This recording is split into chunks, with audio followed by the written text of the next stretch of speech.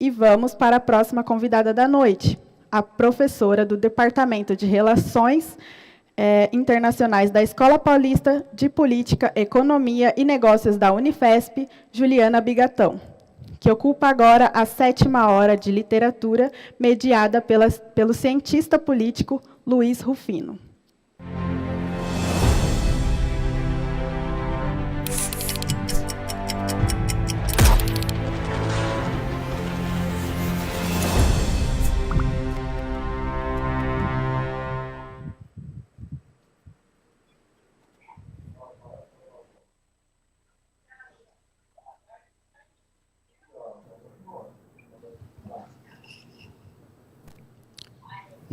Professora, me ouve? Sim, escuto. Boa noite. Boa noite, um prazer estar aqui. Agradeço a sua presença aqui no palco do Pedro II, ainda que de maneira virtual, para que a gente possa conversar sobre um tema tão atual e que talvez venha a ruir as estruturas do Estado democrático. E isso nos preocupa a todos os que estão presentes, a todos que estão nos assistindo. E eu queria começar com uma pergunta síntese, professora. É possível definir terrorismo em um único conceito? Bom, Luiz, primeiro eu quero agradecer, né, ao grupo que me convidou para integrar esse esforço coletivo de reflexão sobre as 20 palavras e que me incumbiu a missão de escrever sobre essa palavra tão marcante, né, para o século XXI, mas ao mesmo tempo tão complexa, né, que invoca muitos sentimentos negativos, de medo, insegurança, catástrofe, destruição. Mas antes de iniciar e de tentar responder essa primeira pergunta, eu quero dizer que mesmo estando longe dessa cidade que eu tanto amo, né, que é Ribeirão Preto, faz parte da minha história, vivi quase uma década em Ribeirão, foi onde eu iniciei minha trajetória profissional, fiz amigos muito queridos. Então, eu me sinto privilegiada de, mesmo virtualmente, estar hoje no palco do Pedro II, né, um local que me traz tantas boas recordações. Em relação à definição de terrorismo, a gente pode trabalhar com alguns enfoques, né? Lógico que não vai dar conta de abordar todas as facetas e as múltiplas dimensões desse fenômeno. Mas eu poderia dizer que, de forma bem geral, terrorismo é o emprego da violência e o emprego da violência que tem como objetivo fundamental espalhar o medo, né? Espalhar a insegurança e espalhar o terror, como a própria palavra invoca. E aí, o terrorismo ele é pautado num elemento surpresa, né, e na máxima de causar o maior dano possível com a maior publicidade possível. Né? Então, diferente do que ocorre numa guerra convencional, em que vão existindo movimentações, né, entre os países, a gente vai acompanhando a escalada por declarações, até se chegar nas vias de fato, uma declaração de guerra, até que se mobilizem as forças de cada um dos países, o terrorismo, o fenômeno do terrorismo, ele extrapola qualquer definição convencional de guerra, né? Porque a gente está falando de um fenômeno que se mostra a partir de um elemento surpresa, e que não existe um campo, né, de batalhas. Pode ser uma sala de cinema, pode ser uma torre empresarial, uma igreja, uma base militar, um teatro. Então, um outro ponto que é importante de se pensar na definição do terrorismo, né, quando a gente pensa em quem é que emprega essa forma de violência, geralmente são grupos, são indivíduos que possuem grandes disparidades, né? Grandes assimetrias de poder em relação àquele que é o seu oponente. E o que inviabiliza, então, um certo enfrentamento direto. E aí o que acontece é que esse grupo ou esse indivíduo, que vai ter uma desvantagem em relação ao poder, ele tenta igualar numa relação de forças a partir dessa tática, né, dessa prática que envolve geralmente um custo muito baixo e uma simplicidade operativa que, se comparado com ataques convencionais, né, com armas sofisticadas, aviões, submarinos, que demandam muitos investimentos, né, tecnologia, treinamento, no caso do terrorismo, existe uma simplicidade operativa de baixo custo, né, que é sequestrar um avião, que é utilizar de meios rudimentares, né, de violência, mas que causam resultados tão devastadores quanto as guerras convencionais, né, tanto para as vítimas que morrem no ataque terrorista, que perdem sua vida de forma atroz, de forma cruel, mas principalmente para as pessoas que estão assistindo, né, aquela cena, seja porque foram testemunhas ou porque vão assistir pela televisão, e que passam a se sentir inseguras, aterrorizadas, amedrontadas, né, pensando, poxa, eu posso ser a próxima vítima dessa ação. Então, acho que para começar a falar sobre esse fenômeno, eu elencaria esses pontos. Sim. Uma questão que nos chama a atenção é o fato de ele ter se tornado, o terrorismo ter se tornado popular a partir de 11 de setembro. Embora muitos dos que nos assistam nasceram depois do 11 de setembro de 2001, mas foi um momento que ele mais se aproximou de nós, inclusive nós americanos em geral. E isso saiu da esfera da discussão intelectual e passou, então, para a esfera popular. Você conversa terrorismo hoje em qualquer escola de ensino médio, de ensino fundamental. Mas a questão fundamental que nós fazemos é se, de fato, o terrorismo ele vai ruir as estruturas do Estado democrático. Porque uma das bases do Estado democrático é a legitimidade do uso da força, como diria o próprio John Locke.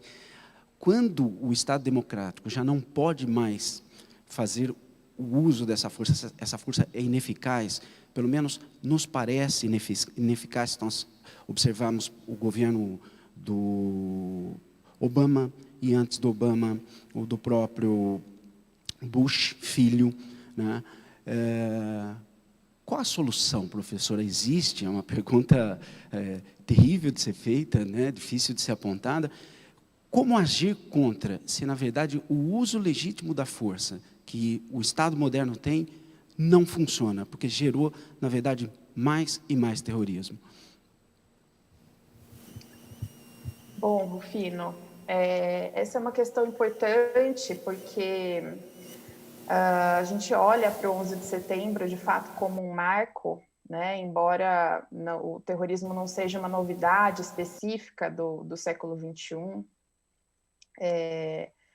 os vários estudiosos vão apontar, né, na história contemporânea a atuação dos jacobinos, por exemplo, na Revolução Francesa, ou mesmo mais próximo, né, no século XX, ou grupos separatistas, como o grupo ETA, que realizou diversos atentados na Espanha. Então, não é um fenômeno novo.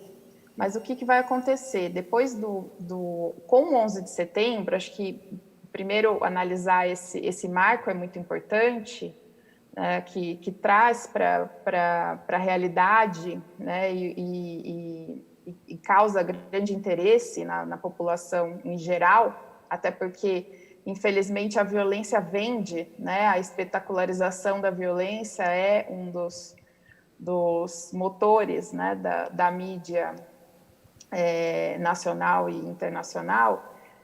O 11 de setembro ele foi muito marcante, né? Primeiro, porque ele vai atingir uma grande potência, né, que se pensava invencível, que se parecia e que se analisava como, né, os Estados Unidos eram até aquele momento os grandes vencedores da Guerra Fria. Eles terminam o século XX como uma superpotência, e eles não tinham tido até aquele momento um ataque no seu coração, né? O mais próximo que se chegou até antes do 11 de setembro dos Estados Unidos foi na Segunda Guerra Mundial, aí, com Pearl Harbor. Então, aquele ato que vai atingir o coração financeiro, o coração da defesa dos Estados Unidos, e que vai ser transmitido em tempo real, causa uma enorme comoção, né, e populariza o termo, né, e também leva essa discussão para o cotidiano das pessoas. Mas, ao mesmo tempo, o que vai acontecer? A resposta que os Estados Unidos dão a esse ataque, ela é uma resposta absolutamente controversa, né? Porque, da mesma forma que entende-se que foi um ato abominável do ponto de vista de jogar pelos ares qualquer convenção internacional que regule o uso da força, né, o emprego da violência, as respostas dos Estados Unidos foram bastante controversas. A chamada guerra ao terror, que se pensou, né, no que foi a resposta do governo Bush filho, como um elemento que traria mais segurança para o mundo e que vai mobilizar todo o aparato militar dos Estados Unidos e da sua coalizão, né, principalmente da Grã-Bretanha, o seu grande sócio da OTAN.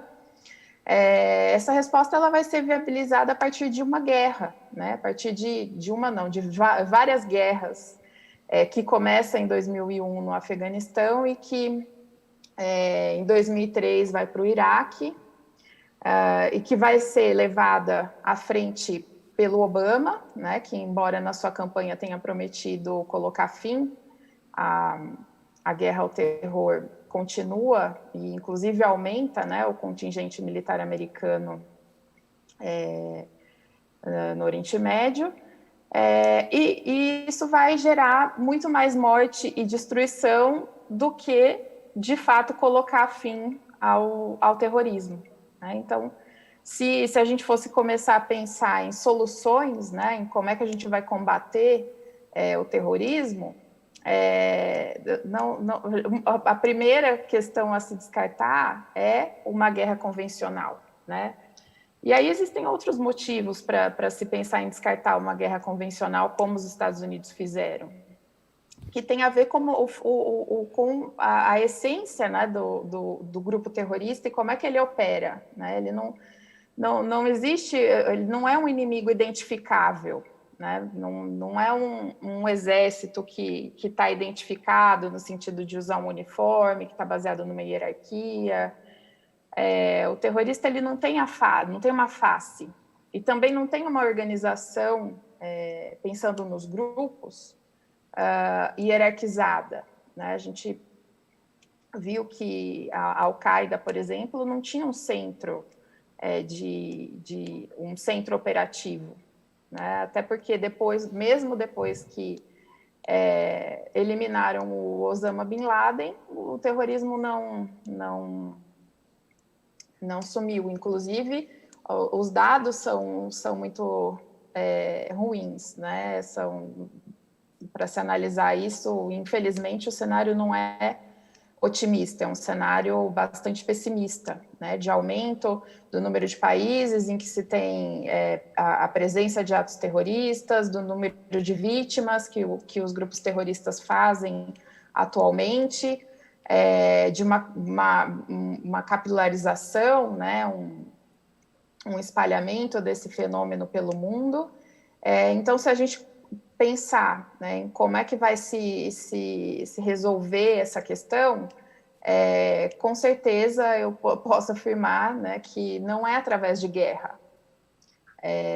Existem outras formas de se pensar, tanto diretamente, né, principalmente a partir do uso de inteligência, né, de mapeamento das redes de financiamento dos grupos, né, de encontrar. Hoje a gente tem um sistema financeiro totalmente integrado no mundo.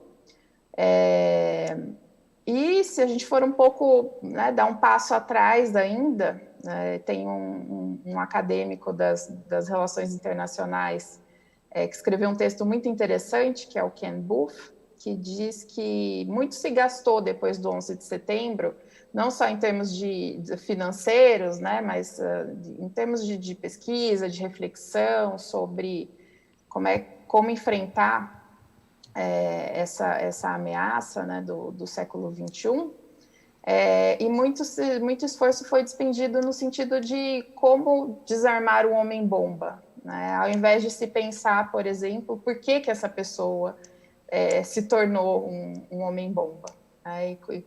E quais seriam as questões mais fundamentais e de base para que a gente entenda melhor esse fenômeno, né? Então, acho que vale a pena revisitar a chamada guerra ao terror e a gente pensar em outras saídas que não sejam pelo meio direto do emprego da violência.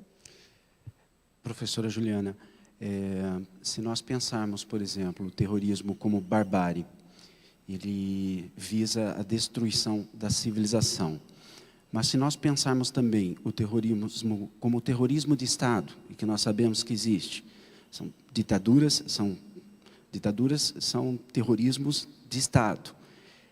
É válido legitimar um terrorismo contrário ao terrorismo de Estado, como no caso da Argélia, por exemplo, 1950, quando tenta se livrar do poder colonial francês? Olha, o emprego da violência, né, eu tendo a pensar, né, como você fala da ideia de civilização, né, de que houve um adensamento muito grande em relação às normas, as práticas, as regras, as convenções que vão delimitar, né, o emprego da força. A gente avançou bastante, né, nesse quesito. E, por outro lado, a gente não pode deixar de verificar, no caso de uma guerra colonial, né, como você colocou o caso da Argélia, dos argelinos contra os franceses, o que se tem ali é uma disputa em que ambas as partes, né, tanto os colonizadores quanto os colonizados vão empregar a violência, cada um com a sua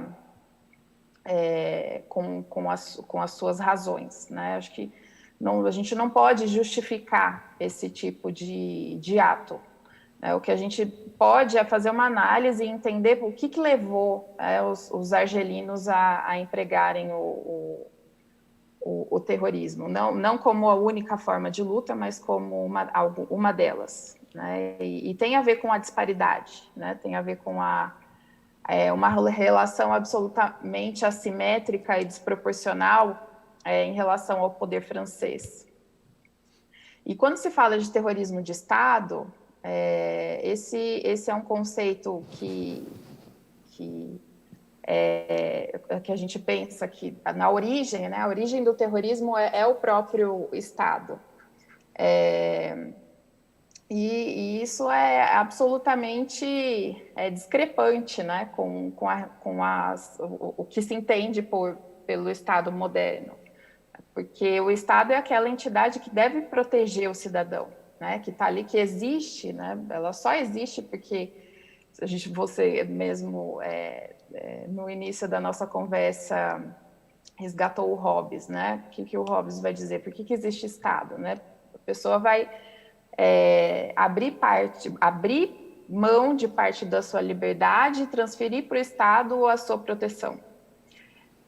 E quando o Estado é o próprio violador desses direitos, quando o Estado promove a tortura, o desaparecimento forçado, práticas criminosas, né, com o intuito de disseminar o medo e o pavor, esse Estado é um Estado terrorista.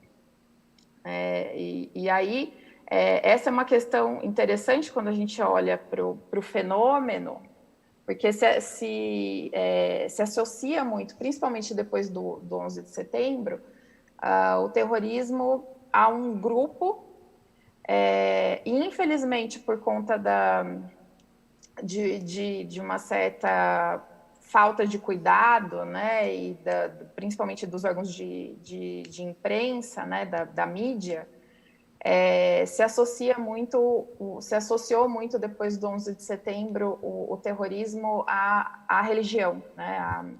Exato. Principalmente ao islamismo.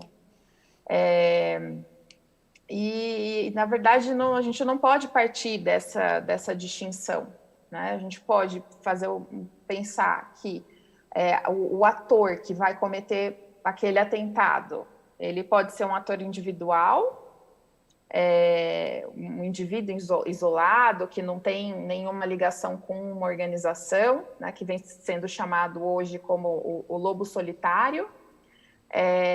Não necessariamente esse indivíduo vai fazer essa ação vinculada a algum objetivo político, pode ser uma ação criminal ou mesmo patológica. Quando se pensa no grupo, né, e aí o 11 de setembro trouxe essa discussão, né, da Al-Qaeda como um grupo, a gente não pode vincular isso à religião. Esse grupo ele pode ser uma organização política, uma organização étnica, pode ser religiosa também, mas não necessariamente isso a gente precisa fazer essa relação direta.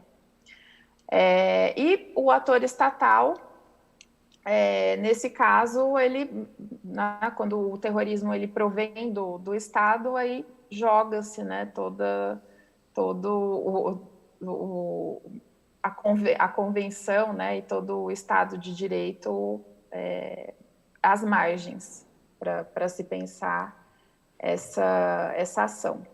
E um outro ponto importante de se pensar hoje em dia é que o terrorismo, o fenômeno do terrorismo vai gerar um movimento nas sociedades que vai passar a muitas vezes distorcer a lógica do Estado de Direito, e que vai passar a considerar as pessoas suspeitas até que se prove o contrário, né? E aí essa sociedade que vai se construindo como uma sociedade de vigilância, né? A gente pode dizer que é uma das facetas, né, dessa sociedade do século XXI, em que as pessoas elas se sentem mais seguras ao saberem que estão sendo vigiadas, mas não problematizam que essa vigilância é também um mecanismo muito sofisticado de controle social, né, por uma pretensa segurança,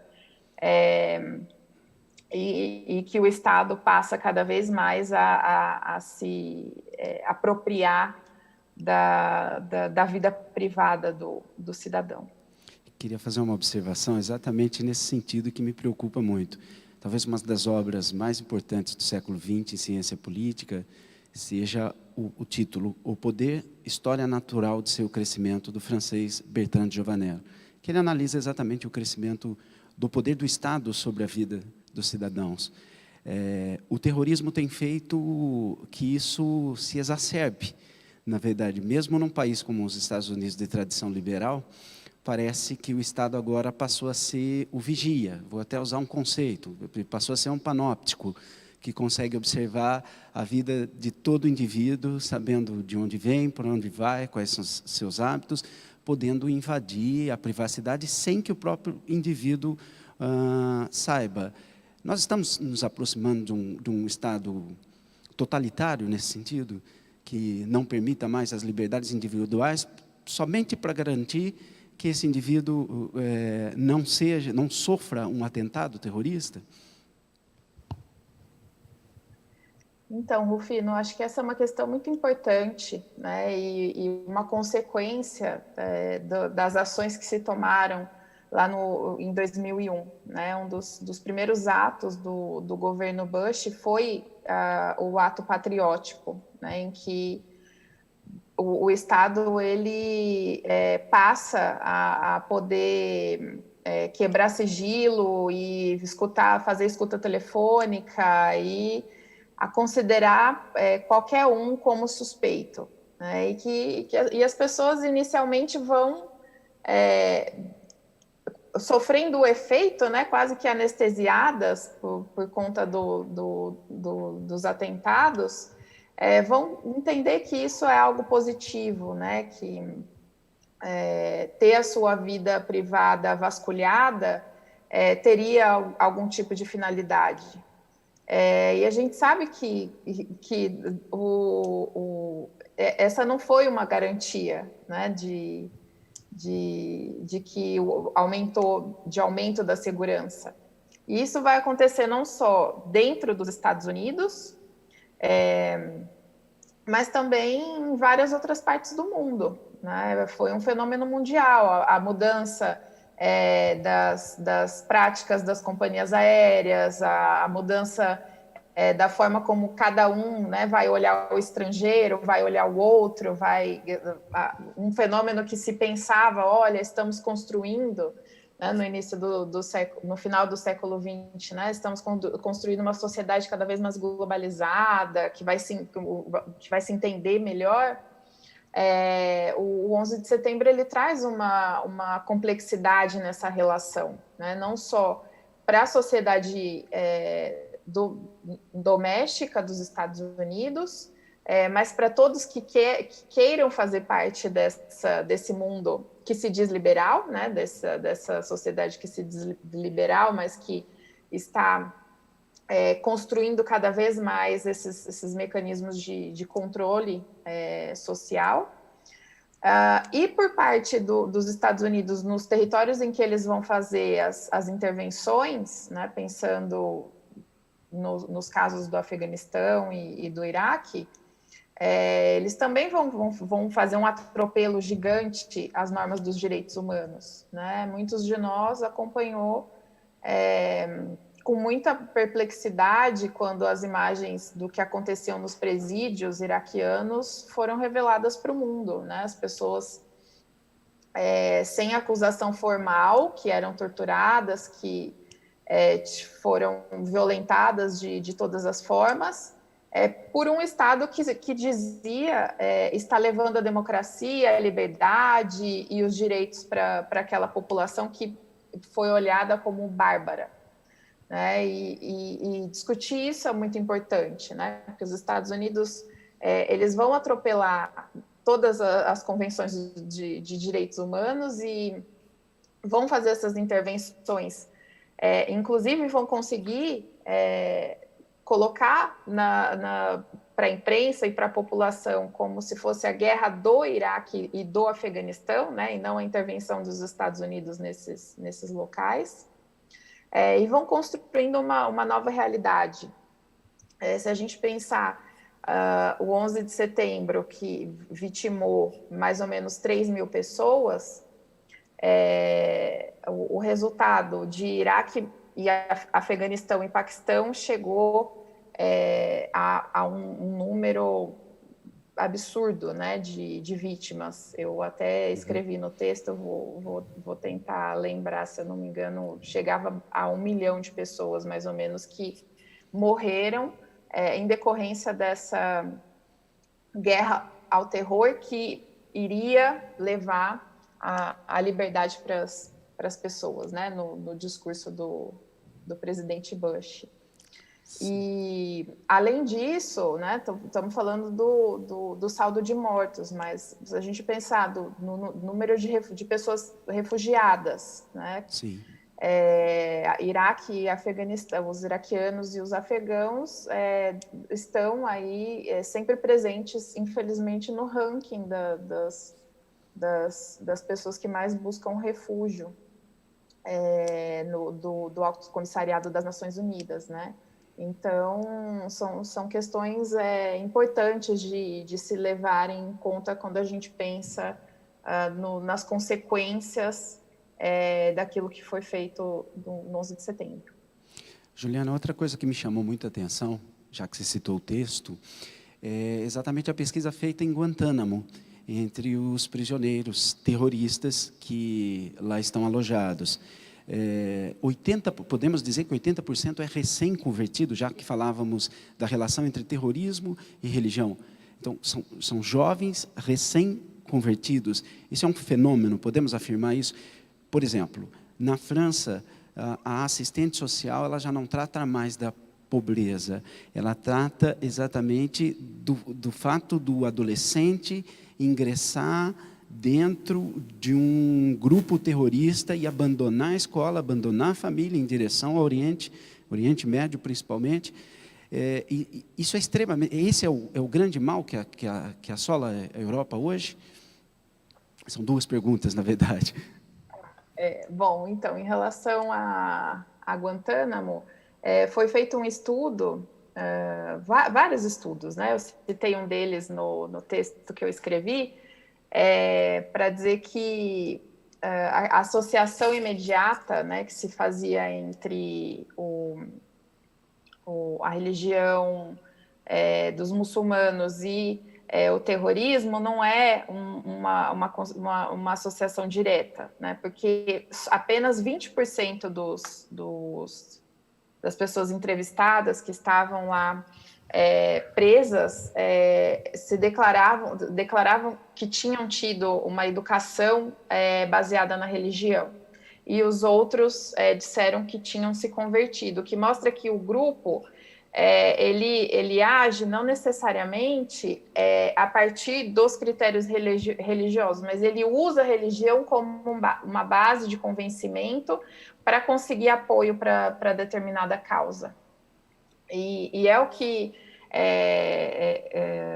quando você fala da Europa, né, existem alguns documentários, alguns estudos que mostram também a preocupação em relação ao alistamento dos jovens que, pelas redes sociais, né, vão sendo contatados pelos líderes, e aí esse estudo foi feito principalmente com base no grupo Estado Islâmico, que é um grupo que surge do rescaldo ali da guerra do Iraque, da guerra na Síria, e que vai fazer o seu recrutamento buscando jovens que não foram educados com base no Islã, né, mas que vão ser convencidos a se juntarem a determinada causa.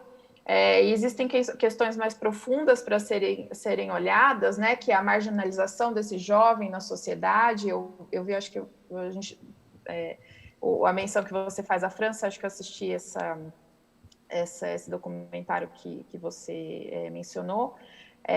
Existe ali uma desestruturação, né, de pessoas que são marginalizadas, que não têm acesso à sociedade de consumo, que estão nos subúrbios e que vão ser recrutadas com base em uma promessa, né, de uma vida no qual ele vai ser reconhecido, né, como indivíduo, como parte de um grupo. Mas eu insisto, né, para dizer que não dá para a gente fazer uma associação direta de que a religião vai pregar o fundamentalismo, né? É preciso ter muito cuidado para fazer uma associação direta em relação a essas duas questões. Até mesmo porque, professora, você lembrou muito bem no começo que em 1793, no terror francês, o ato dos jacobinos é um ato terrorista, sem dúvida nenhuma, no sonho iluminista, né? Eles acabam se tornando o contrário daquilo que eles combatiam, o absolutismo, né, de Luís XVI. Agora, uma coisa que me chama também muita atenção e me preocupa, porque para nós brasileiros parece que o terrorismo é algo que está além mar, né, ou ao menos no mar do Atlântico Norte, né? Quais as consequências? Como o brasileiro encara o terrorismo? É com esse distanciamento que eu estou relatando? Ele não consegue relacionar isso ao seu cotidiano, à sua própria vida?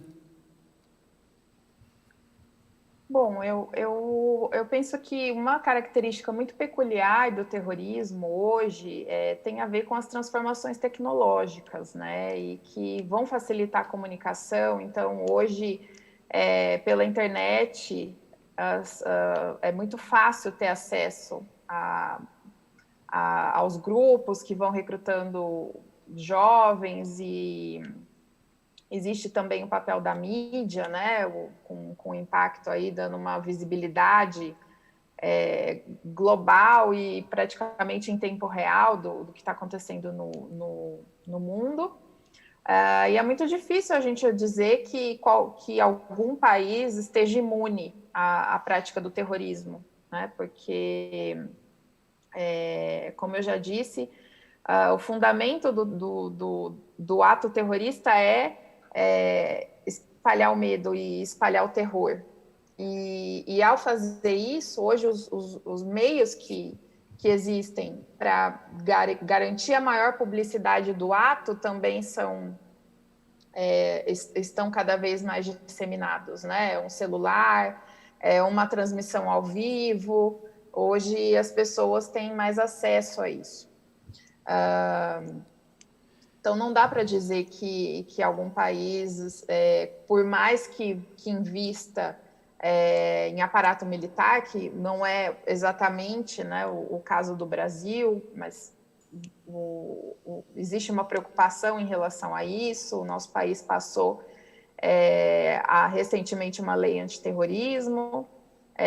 Existem estudos que apontam e que vão problematizar se existem regiões no Brasil em que se lava dinheiro, por exemplo, para financiar o terrorismo.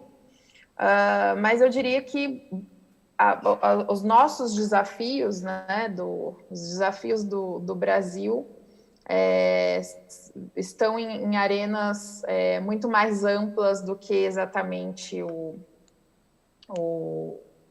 a preocupação, né, a supervalorização dessa agenda de segurança, né? Uhum. E é lógico que o país precisa ficar atento, né, em relação às movimentações, mas não com uma visão militarizada, basicamente, que a gente vai resolver essa questão. De fato, Rufino, é muito, muito complicado, né, de se falar de alguma forma eficaz e consistente de combate a esse fenômeno.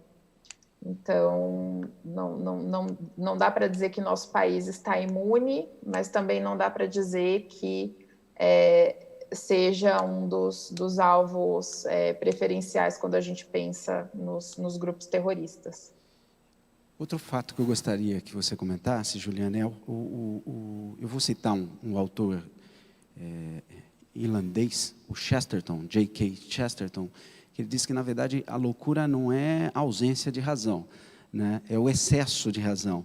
E uma forma como a imprensa trata os terroristas é como se fosse um bando de louco que está cometendo aquilo por um desvio psicológico. Não é isso, não é, professora? Existe quando a gente pensa num grupo, né, numa organização terrorista, existe um propósito, existe uma ideologia, né, existe a construção de quem é o inimigo daquele grupo. Não dá para tirar, dizer que são seres irracionais praticando a violência a qualquer preço, né? Como eu já disse, o grupo que se organiza politicamente e que vai optar por essa tática, ele faz essa opção a partir de uma análise racional das forças, né? Quer dizer, quem é o meu inimigo?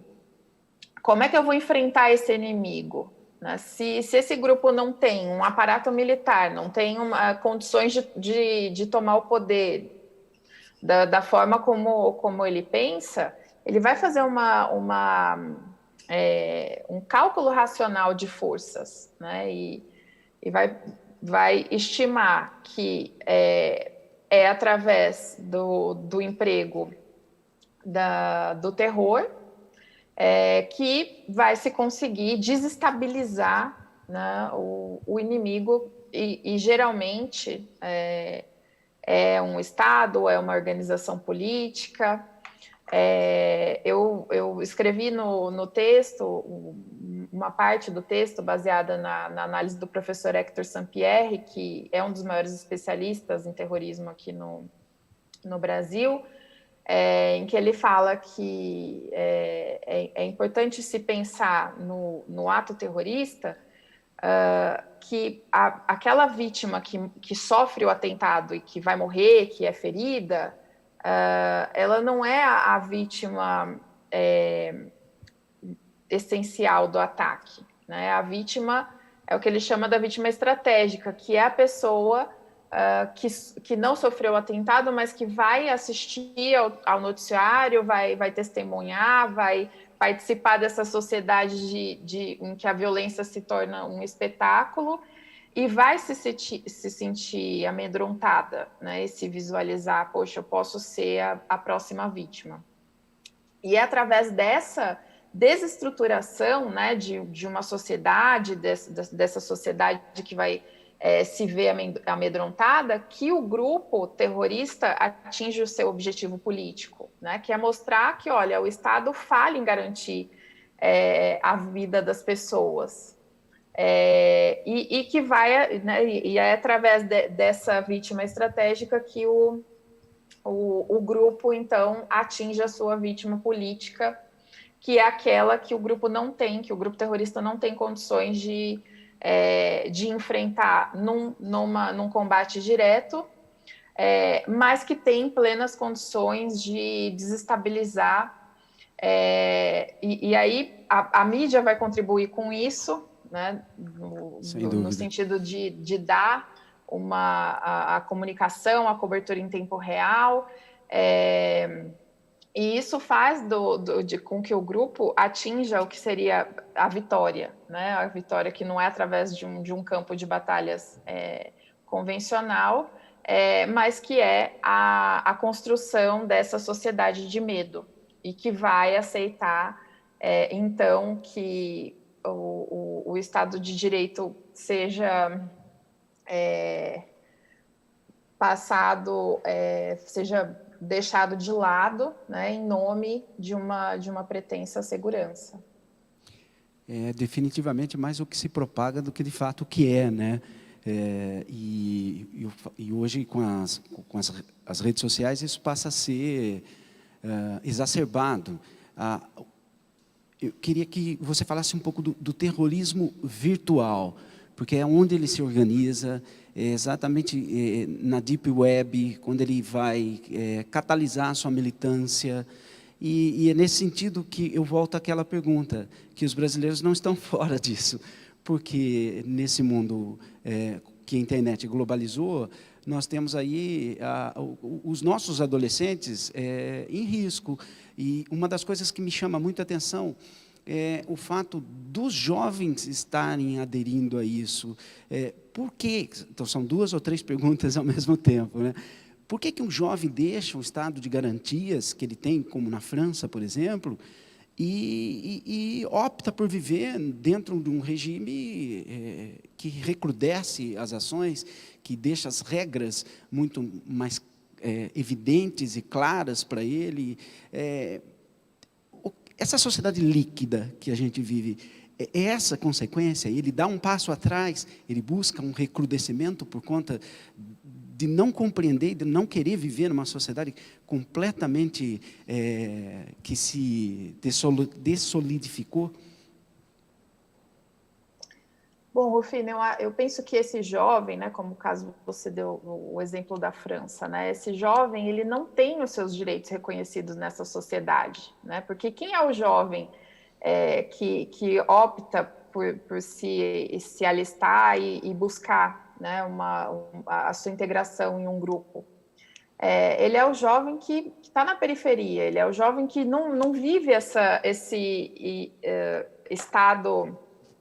não vive as garantias que o Estado deveria dar a ele, né? Ele não faz parte da sociedade de consumo, ele não se identifica, né, com aquela sociedade que deixa ele às margens, né? Então, eu penso que também é uma forma de buscar reconhecimento, né, de buscar a identidade no lugar que você não tem, que esse jovem não tem no local onde ele se situa. É importante a gente discutir isso, porque principalmente no imaginário aqui do brasileiro, né, a Europa é um lugar de garantias, né? Uhum. A ideia que a gente tem do estado de bem-estar social, por exemplo.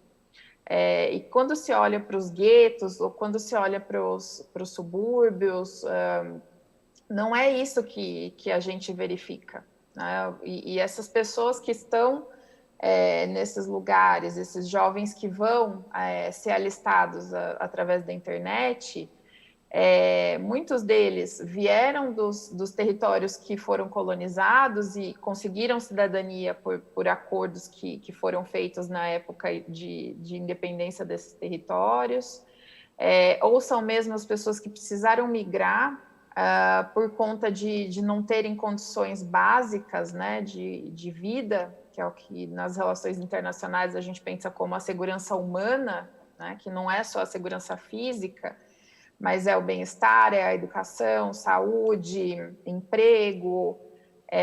Então tem que se pensar esse jovem muito além da ideia do fanatismo, né, de que ele está deixando esse lugar tão civilizado para se tornar um bárbaro. É importante se pensar em outros elementos que vão justificar essa escolha, e a escolha da violência ela não vai se mostrar como uma saída que substitua exatamente aquela situação que esse jovem vivencia, mas que vai ser vendida para ele, né, através das redes de comunicação como uma possibilidade de se vivenciar ali os benefícios que esse grupo vai trazer para esse jovem. Podemos afirmar que cresce numa progressão geométrica o terrorismo pós queda do muro, Juliana? Ele vem crescendo mais do que o que a gente assistiu no final do 19 e início do 20? Infelizmente, embora tenha se gasto muito dinheiro na chamada guerra ao terror, né, foram 6 trilhões de dólares e Exato. meio aí gastos pelos Estados Unidos. Eu fiz até a comparação, né, no texto. São 3 PIBs do Brasil de 2019 convertido em dólares. Poxa, quanto desse montante não poderia ter sido investido em projetos sociais, né, mundo afora, ter sido canalizado para outras questões que não investimento em armamento, né, absurdo. E, infelizmente, o terrorismo vem crescendo. Fiz, inclusive,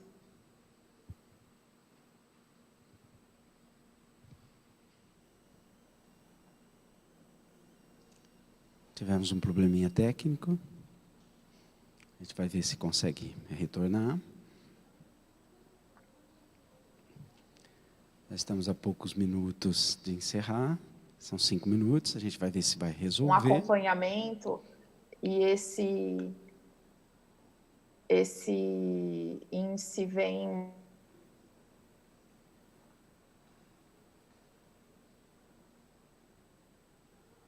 Me ouve, professora?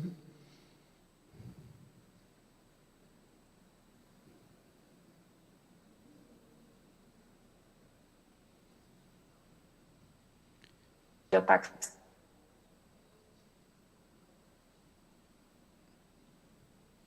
Tivemos um picote no áudio, mas eu espero que os espectadores possam ter ouvido. Professora, nós estamos próximo do encerramento e eu queria que você fizesse uma síntese, né, para que a gente pudesse entender o quanto você dedica seu tempo e sua vida a esse tema, que é um tema caro, e que a adolescência, hoje, no Brasil, precisa discutir com mais profundidade, já que nós estamos vivendo em épocas superficiais. Bom, para encerrar, Rufino, eu queria dizer que a minha linha de pesquisa é a linha, embora eu trate aqui do terrorismo, é uma linha de estudos da paz, né, que entende a paz não como a ausência de violência, mas como algo muito mais complexo, em termos de ausência de violência, mais a justiça social, né, o fim das desigualdades. E eu penso que pensar o terrorismo a partir dessa lente também é importante, né? Por mais que a gente está tratando de um fenômeno que é abominável, né, que extrapola todas as regras, as convenções e o que se entende por existência, né, das pessoas e da sociedade, eu dedico muito dos meus esforços para entender, né, o que seria a paz e por que é tão difícil de se vivenciar, né, essa experiência, né? Eu não entendo a paz como um fim em si mesmo, mas sim como um processo, um caminho que precisa ser construído pela sociedade, né? E que não é pensar o fim da violência a partir de intervenções, a partir de guerra, a partir de construção de muros e de armamentos, né? O que eu penso é a construção de uma paz possível, né? Baseado principalmente na justiça social. Então, eu termino agradecendo novamente a oportunidade de participar dessa reflexão coletiva, e espero que possamos, num futuro muito breve, né, ter o Pedro II novamente lotado para que a gente possa experimentar de novo aí as próximas edições da Feira do Livro. Eu que agradeço, em nome da Fundação Feira do Livro, a sua presença, a sua disponibilidade para a gente discutir um tema tão caro. Professora, muitíssimo obrigado. Boa noite, até mais.